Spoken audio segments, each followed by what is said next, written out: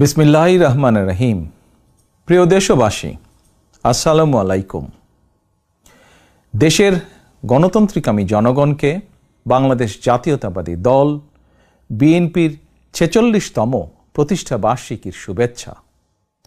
প্রতিষ্ঠার পর থেকে আজ পর্যন্ত রাষ্ট্র পরিচালনা কিংবা বিরোধী রাজনৈতিক দল হিসাবে দেশে গণতন্ত্র এবং মানুষের অধিকার প্রতিষ্ঠার প্রতিটি আন্দোলন সংগ্রামে বিএনপি দেশ এবং জনগণের স্বার্থ সমুন্নত রেখেছে। এ কারণেই শত প্রতিকূল পরিস্থিতি পেরিয়েও দেশের গণতন্ত্রকামী জনগণের কাছে স্বাধীনতার ঘোষকের দল বিএনপি সবচেয়ে জনপ্রিয় এবং বিশ্বস্ত রাজনৈতিক প্রতিষ্ঠান। যাদের নেতৃত্বে, যাদের আত্মত্যাগে, যাদের শ্রম, ঘাম, মেধায় বিএনপি আজ সারা দেশে জনগণের কাছে বিশ্বস্ত প্রতিষ্ঠানে পরিণত হয়েছে, দলের প্রতিষ্ঠা বার্ষিকীর এই শুভ লগ্নে তাদের সবার অবদানকে আমি শ্রদ্ধার সঙ্গে স্মরণ করছি। প্রিয় দেশবাসী, দেশ বর্তমানে ইতিহাসের এক সন্ধিক্ষণে এসে দাঁড়িয়েছে। ছাত্র জনতার আকাঙ্ক্ষার বৈষম্যহীন বাংলাদেশ গড়ার কঠিন এক চ্যালেঞ্জের মুখে অন্তর্বর্তীকালীন সরকার। হাজারো শহীদের আত্মত্যাগ আর অসংখ্য ছাত্র জনতার নিদারুণ যন্ত্রণাকর পরিস্থিতির মধ্য দিয়ে গত ৫ই আগস্ট দেশ স্বৈরাচার মুক্ত হয়েছে। তবে গণ অভ্যুত্থানের সাফল্য এবং সম্ভাবনা নস্যাৎ করে দিতে স্বৈরাচারের দোসররা এখনও ষড়যন্ত্র অব্যাহত রেখেছে। আমি বিশ্বাস করি, বাংলাদেশের পক্ষে শক্তি সতর্ক থাকলে বাংলাদেশকে আর বিপথে নেওয়া যাবে না, আর পথ হারাবে না আমাদের এই প্রিয় বাংলাদেশ। প্রিয় দেশবাসী, ষড়যন্ত্র কিংবা অপপ্রচার চালিয়ে গত ১৫ বছরের অনাচার, অবিচার জনগণকে আর ভুলিয়ে দেওয়া যাবে না। রাষ্ট্রীয় স্থাপনা গণভবন ছিল দেশের রাষ্ট্র ও রাজনীতির ঐতিহ্যবাহী স্মারক। গণভবন বর্তমানে স্বৈরাচার হাসিনার দুর্নীতি, দুঃশাসন, অনাচার, অপকর্মের প্রতীক। ইতিমধ্যেই বিভিন্ন মহল থেকে এই গণভবনকে গুম, খুন, অপহরণ এবং গণহত্যার মিউজিয়াম হিসাবে প্রতিষ্ঠার দাবি উঠেছে।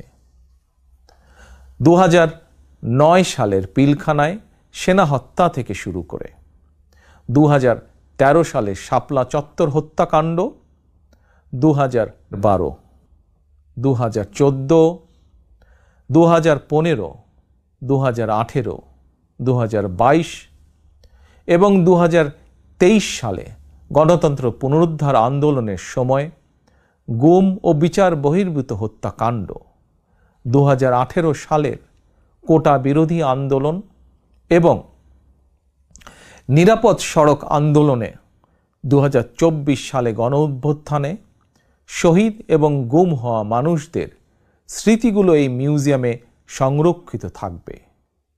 অবৈধ ক্ষমতায় থাকার জন্য বাংলাদেশে আর কোনো শাসক যাতে স্বৈরাচারী হাসিনার মতন বর্বরোচিত পথ অনুসরণ না করে, ভবিষ্যৎ প্রজন্মের কাছে এই মিউজিয়ামেই সেই বার্তাই বহন করবে। প্রিয় দেশবাসী, অন্তর্বর্তীকালীন সরকার যখন গণ অভ্যুত্থানের আকাঙ্ক্ষা বাস্তবায়নের পথে রয়েছে, এমন সময় হঠাৎ করেই চাপিয়ে দেওয়া বন্যা পরিস্থিতি দেশের পূর্বাঞ্চলের বিস্তীর্ণ অঞ্চল গ্রাস করে নিয়েছে। বন্যার করাল গ্রাসে প্রায় ১ কোটি মানুষ কম বেশি ক্ষতিগ্রস্ত হয়েছেন। অনেক মানুষ মারা গিয়েছেন, বিনষ্ট হয়েছে সম্পদ। এমন পরিস্থিতিতে সাধ্যমতন বন্যার্তদের পাশে দাঁড়াতে বিএনপি প্রতিষ্ঠা বার্ষিকীর সকল কর্মসূচি বাতিল করেছে। ইতিমধ্যে কোনো কোনো এলাকায় বন্যার পানি কমতেও শুরু করেছে। ফলে যারা বন্যায় ক্ষতিগ্রস্ত হয়েছেন, এই মুহূর্তে তাদেরকে বন্যা বিধ্বস্ত ঘরে ফেরানো কিংবা তাদের পুনর্বাসন প্রক্রিয়া বন্যাকালীন পরিস্থিতি থেকেও কিছুটা জটিল। সুতরাং আপনাদের কাছে আমার বিনীত অনুরোধ, আপনারা বন্যায় ক্ষতিগ্রস্তদের প্রতি আপনাদের সহযোগিতা দয়া করে অব্যাহত রাখুন। সমন্বিতভাবে ক্ষতিগ্রস্তদের পাশে দাঁড়ান। বিশেষ করে যেসব পরিবারে নারী, শিশু, বৃদ্ধ কিংবা বৃদ্ধা রয়েছেন, অগ্রাধিকার ভিত্তিতে তাদের প্রতি দয়া করে সহায়তার হাত বাড়িয়ে দিন। সফলজনকভাবে বন্যা পুনর্বাসন প্রক্রিয়া সম্পন্ন করতে একজন নাগরিক হিসাবে সরকারি উদ্যোগ বাস্তবায়নেও দয়া করে সক্রিয় ভূমিকা রাখুন।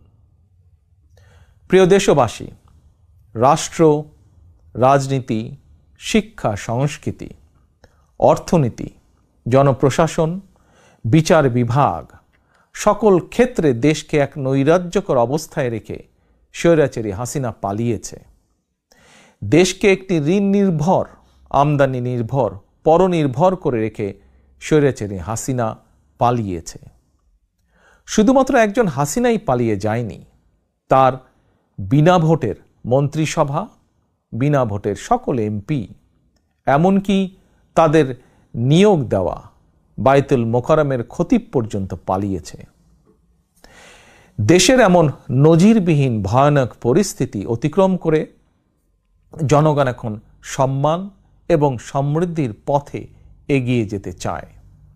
তাই দেশকে জনতার কাঙ্ক্ষিত বাংলাদেশে রূপান্তর করতে রাষ্ট্র সংস্কার কার্যক্রমের কোনোই বিকল্প নেই।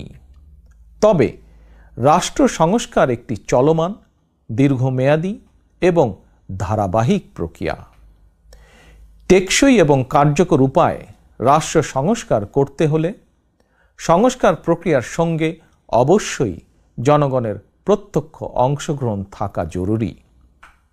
গণতান্ত্রিক বিশ্বের দেশগুলোতে জনগণের ভোট প্রয়োগের অগ্রাধিকার নিশ্চিত করার মাধ্যমে রাষ্ট্র সংস্কার কার্যক্রমে জনগণের অংশগ্রহণ নিশ্চিত করা হয়ে থাকে। কারণ একটি গণতান্ত্রিক রাষ্ট্রে সরকার এবং জনগণের মধ্যে কার্যকর সেতুবন্ধন হচ্ছে জনপ্রতিনিধিত্বশীল জাতীয় সংসদ।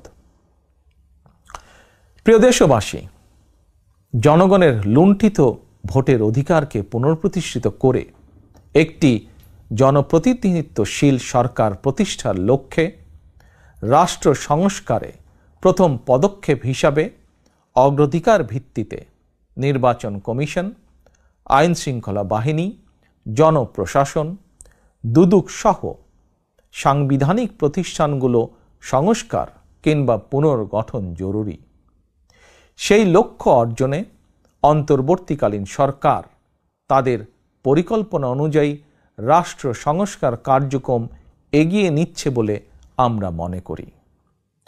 সুতরাং জনগণের প্রত্যক্ষ ভোটে একটি জনপ্রতিনিধিত্বশীল রাষ্ট্র এবং সরকার গঠনের লক্ষ্যে দেশকে নির্বাচনী রোডম্যাপে তোলার জন্য প্রয়োজনীয় রাষ্ট্র সংস্কারের জন্য জনগণ অন্তর্বর্তীকালীন সরকারকে সব রকমের সহায়তা করতে প্রস্তুত। প্রিয় দেশবাসী, আমি মনে করি, আমাদের দল বিএনপি মনে করে, রাষ্ট্র সংস্কারকে কার্যকর করতে হলে দেশের রাজনৈতিক দলগুলোর দৃষ্টিভঙ্গি এবং কার্যক্রমেও স্বচ্ছতা নিশ্চিত করার বিষয়টিও উপেক্ষা করার কোনোই সুযোগ নেই। সে লক্ষ্যেই 2023 সালের জুলাই মাসে রাজনৈতিক দল হিসাবে বিএনপি রাষ্ট্র সংস্কারের পাশাপাশি দলীয় রাজনৈতিক সংস্কার কর্মসূচি ঘোষণা করেছে। বিএনপি সকল মত ও পথের সমন্বয়ে বাংলাদেশি জাতীয়তাবাদের ভিত্তিতে একটি অন্তর্ভুক্তিমূলক, বৈষম্যহীন ও সম্প্রীতিমূলক সরকার প্রতিষ্ঠা, নির্বাচনকালীন দল নিরপেক্ষ তত্ত্বাবধায়ক সরকার ব্যবস্থা প্রবর্তন, রাষ্ট্রীয় ক্ষমতা ভারসাম্য প্রতিষ্ঠার লক্ষ্যে নির্বাহী বিভাগ, আইন বিভাগ ও বিচার বিভাগের ক্ষমতা, দায়িত্ব ও কর্তব্যের সমন্বয় করা, পরপর 2 টার্মের বেশি কেউ প্রধানমন্ত্রীর দায়িত্ব পালন না করা, উচ্চ কক্ষ বিশিষ্ট আইনসভা প্রবর্তন, এমনকি সংবিধানের 70 অনুচ্ছেদ সংশোধন করার বিষয়েও পরীক্ষা নিরীক্ষা করাসহ রাষ্ট্র সংস্কারের জন্য 31 দফা রূপরেখা দিয়েছে। আমি মনে করি, আমাদের দল বিএনপি মনে করে, জনগণের কাঙ্ক্ষিত বাংলাদেশ গঠনের জন্য রাষ্ট্র ও রাজনীতি সংস্কারের বিকল্প নেই। দীর্ঘমেয়াদী রাষ্ট্র সংস্কার কার্যক্রমগুলো জনগণের প্রত্যক্ষ ভোটে নির্বাচিত সরকারের মাধ্যমে হলে সেটি বেশি কার্যকর বলে জনগণ বিশ্বাস করে এবং গণতান্ত্রিক বিশ্বেও এটি স্বীকৃত। প্রিয় দেশবাসী, আমাদের আর পেছনে তাকানোর কোনোই সুযোগ নেই। পলাতক স্বৈরাচার জাতীয় জীবনের 15টি বছর কেড়ে নিয়েছে। সেই দুঃস্বপ্নকে দূরে ঠেলে দিয়ে দেশের জনগণের সামনে একটি বৈষম্যহীন, নিরাপদ, মানবিক বাংলাদেশ গড়াই বিএনপির আগামী দিনের লক্ষ্য। বিএনপি বিশ্বাস করে, তথ্য প্রযুক্তির বর্তমান বিশ্বে কথামালার রাজনীতির পরিবর্তে বর্তমান প্রজন্ম প্রতিশ্রুতির বাস্তবায়ন দেখতে চায়। সমৃদ্ধি, সম্মান এবং সম্ভাবনার দ্বার উন্মোচন দেখতে চায়। এজন্য রাষ্ট্র ও রাজনীতির কাঠামোগত পরিবর্তনের পাশাপাশি ভবিষ্যৎ প্রজন্ম এবং কর্মক্ষম জনশক্তির সামনে সম্ভাবনার সকল দ্বার উন্মুক্ত করে দিতে হবে। নৈতিক মূল্যবোধ এবং কর্মমুখী শিক্ষানীতির পাশাপাশি দেশে বিদেশে কর্মসংস্থানের নতুন ক্ষেত্র তৈরি করতে হবে। বৈদেশিক কর্মসংস্থান নিশ্চিত করতে প্রয়োজনে অগ্রাধিকার ভিত্তিতে রাষ্ট্রীয় উদ্যোগে দক্ষ শ্রমশক্তি তৈরি করতে হবে। গণতন্ত্রকামী প্রিয় ভাই ও বোনেরা, এবার আমি সারা দেশে আমার দলের নেতাকর্মীদের উদ্দেশ্যে 2টি কথা বলতে চাই। আপনারাই বিএনপির প্রাণ। শত নির্যাতন, নিপীড়ন, হামলা, মামলা, হয়রানির শিকার হয়েও আপনারা জাতীয়তাবাদের আদর্শ বিচ্যুত হননি। আমি জানি, অতীতে বছরের পর বছর ধরে আপনাদের অনেকেই মাফিয়া সরকার এবং তাদের দোসরদের দ্বারা নির্যাতন, নিপীড়নের শিকার হয়েছেন। তবে বর্তমান পরিবর্তিত পরিস্থিতিতে আপনাদের প্রতি আমার একান্ত অনুরোধ, অতীতে নির্যাতনের শিকার হওয়ার কারণে আপনারা কেউ দয়া করে প্রতিশোধ পরায়ণ হবেন না। কেউ দয়া করে নিজের হাতে আইন তুলে নেবেন না। বরং অন্যায় অবিচারের শিকার হলে আইনগত পদক্ষেপ নিন। তবে খেয়াল রাখবেন, কেউ যেন হয়রানিমূলক মামলা হামলার শিকার না হন। আপনাদের প্রতি আমার স্পষ্ট বার্তা, শক্তি কিংবা ভয় দেখিয়ে নয়, বরং ইনসাফ এবং উদারতা দিয়ে মানুষের মনকে জয় করুন, জনগণের ভালোবাসা অর্জন করুন। পরিশেষে বিএনপির 46তম প্রতিষ্ঠা বার্ষিকীর এই শুভ লগ্নে আমি বলতে চাই, স্বাধীনতার ঘোষকের প্রতিষ্ঠিত দল বিএনপিকে mother of democracy Begum Khaleda Zia দেশের 87,000 গ্রামের প্রতিটি ঘরে ঘরে পৌঁছে দিয়েছেন। সেই দলের পতাকা এখন আমার, আপনার, আমাদের হাতে। এই পতাকা এখন শুধু বিএনপির দলীয় পতাকাই নয়, বরং এই পতাকা এখন দেশ এবং জনগণের স্বাধীনতা ও অধিকার রক্ষার প্রতীকে পরিণত হয়েছে। সুতরাং যারা এই পতাকার মর্যাদা সমুন্নত রাখতে চান, তারা কোনো প্রকার অনৈতিক কিংবা অনধিকার চর্চায় লিপ্ত হবেন না। বাংলাদেশের জাতীয়তাবাদী শক্তির সকল স্তরের, সকল পর্যায়ের প্রতিটি নেতা কর্মী, সমর্থক, শুভাকাঙ্ক্ষীকে মনে রাখতে হবে, জনগণ বিএনপিকে বিশ্বাস করে, বিএনপিও জনগণকে বিশ্বাস করে, কারণ জনগণই বিএনপির সকল রাজনৈতিক ক্ষমতার উৎস। আল্লাহ হাফেজ। বাংলাদেশ জিন্দাবাদ।